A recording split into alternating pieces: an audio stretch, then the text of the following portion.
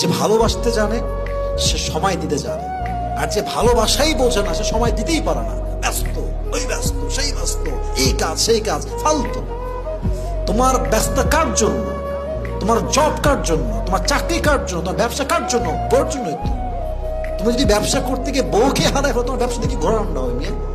যে ভালোবাসতে জানে সে সময় দিয়ে জানে, আর যে ভালোই বাসে না আর খালি বানা, এইটা কাজ ওই কাজ, ঘোরান্ডার কাজ। আপনি বোঝেন যেই লোকটা 18 ঘন্টা কাজ করতে পারে সে কি হোয়াটসঅ্যাপে এসে আপনার ম্যাসেজটা সিন করে রিপ্লাই দিতে পারে না? পারে।